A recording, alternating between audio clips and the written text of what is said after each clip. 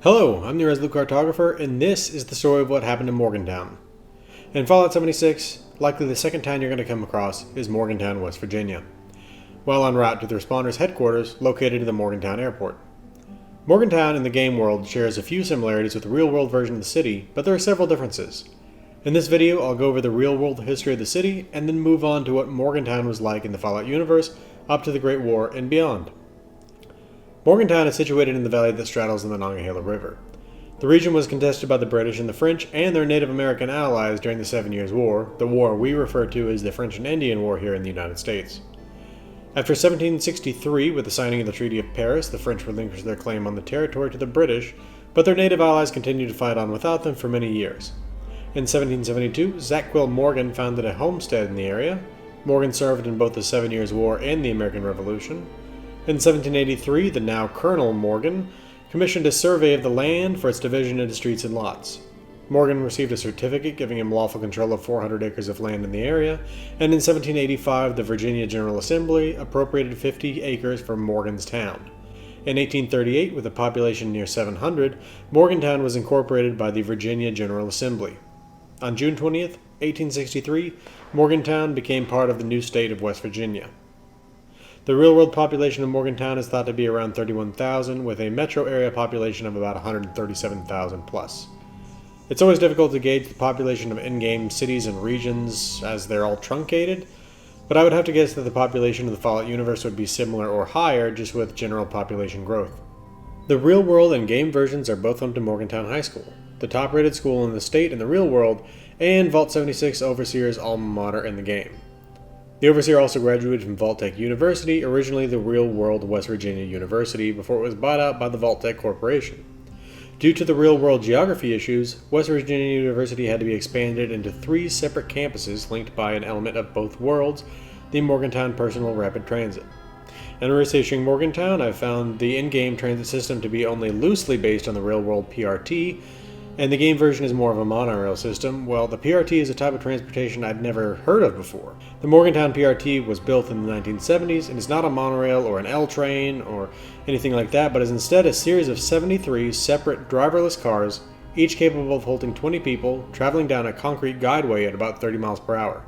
In off-peak times, it can even be used for point-to-point transportation rather than following a schedule. In the real-world version, as I said, it links 3 campuses of WVU with 5 stations and does not run to the airport as the in-game version does.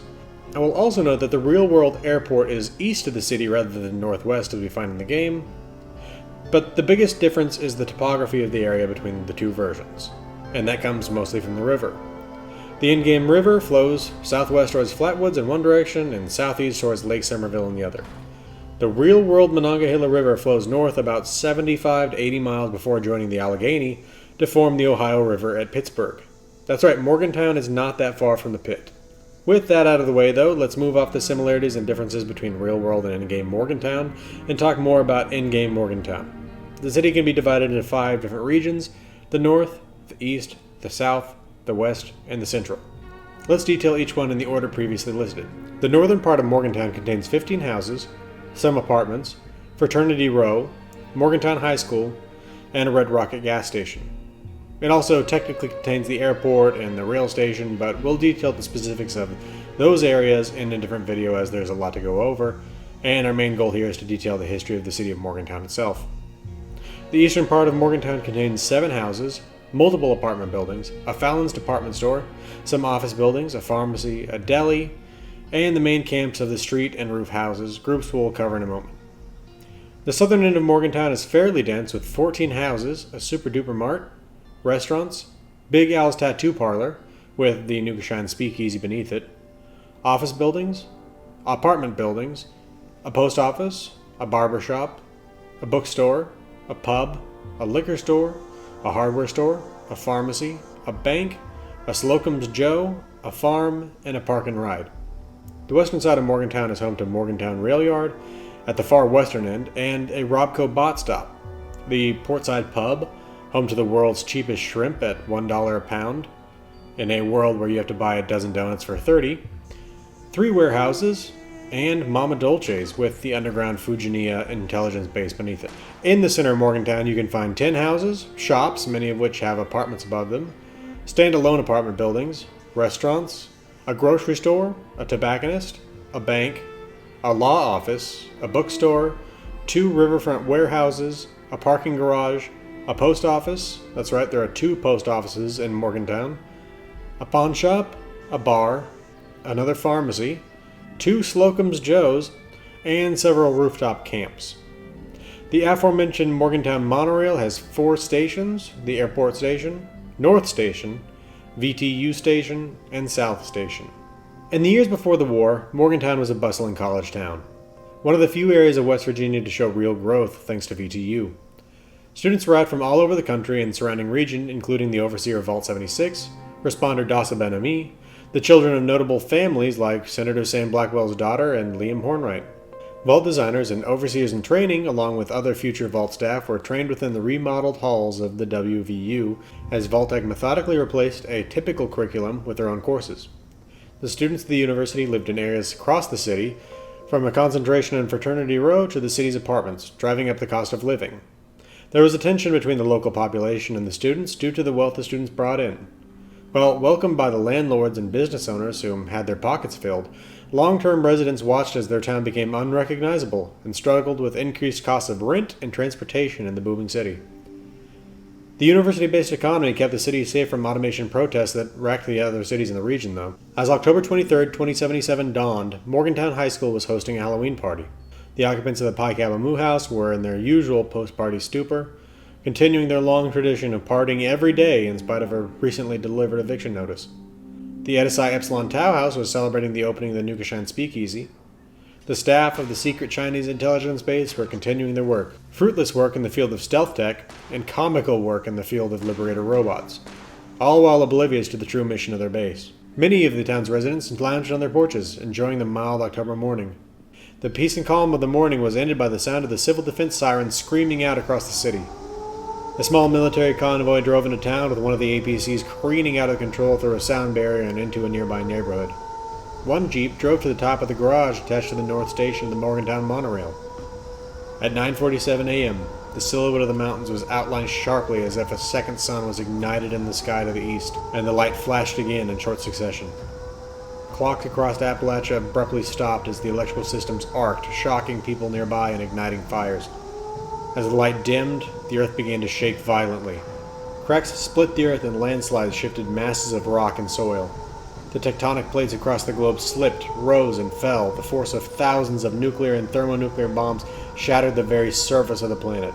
Gas lines broke, becoming jets of flame just as water lines similarly shattered, making fighting those fires a hopeless affair. Soldiers congregated at the Morgantown High School attempting to set up a shelter, with another group setting up a triage center at the Morgantown Airport.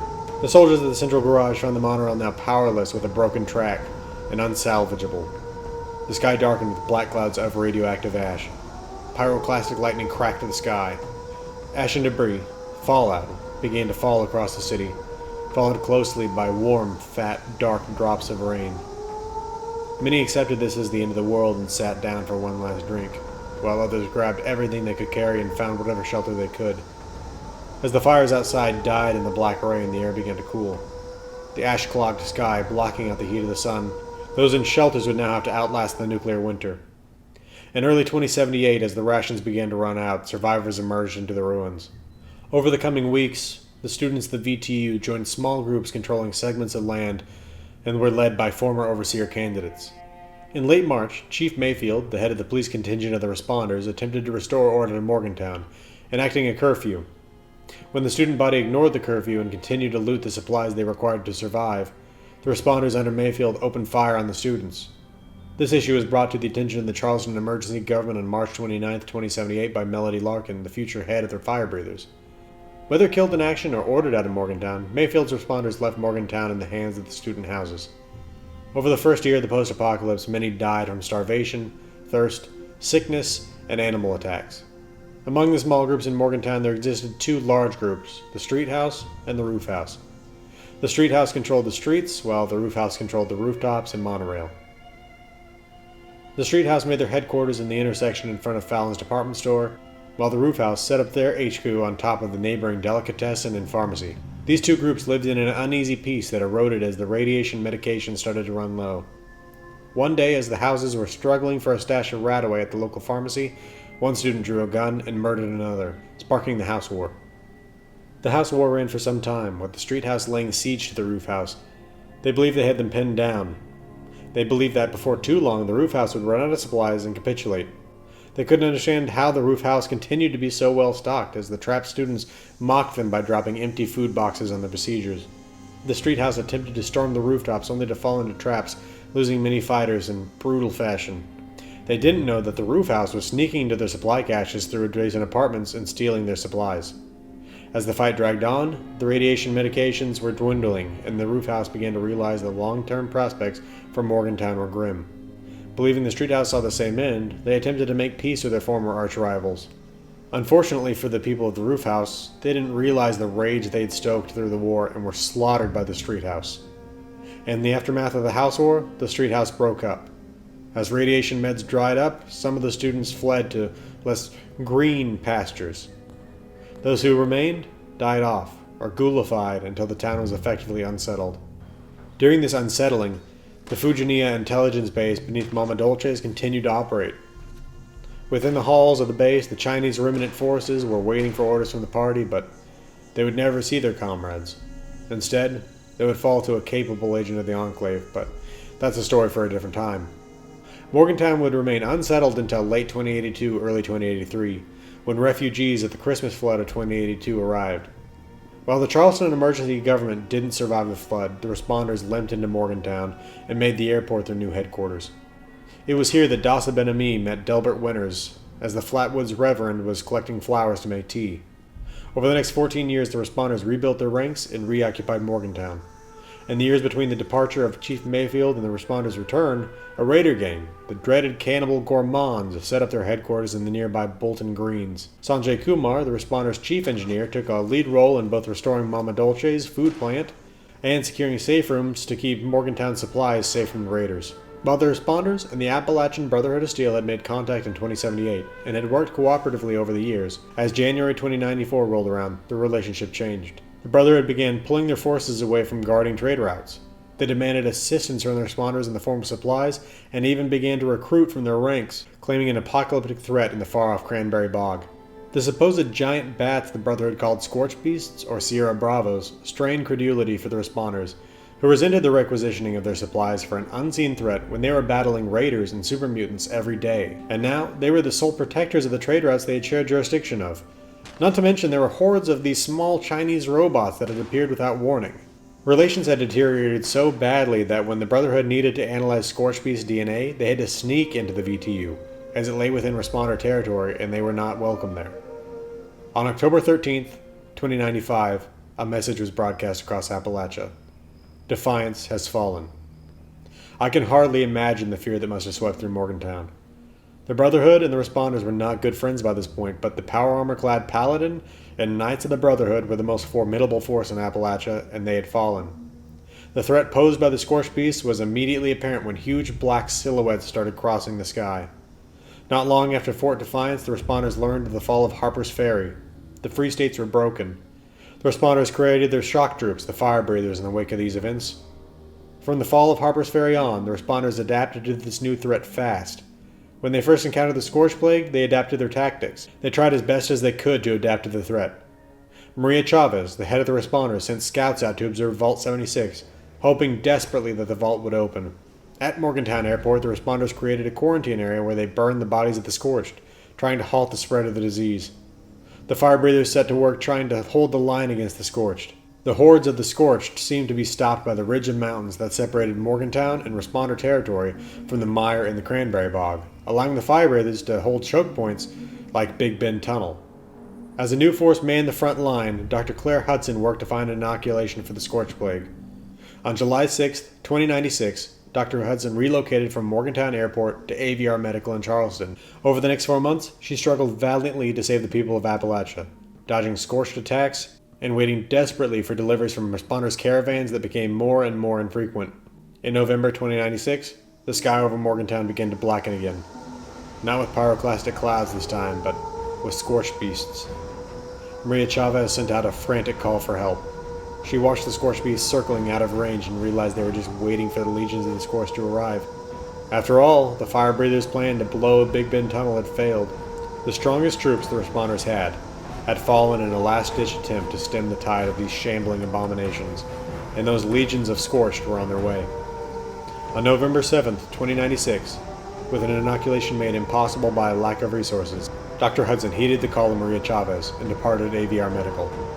If she was going to die, she was going to do it with her friends.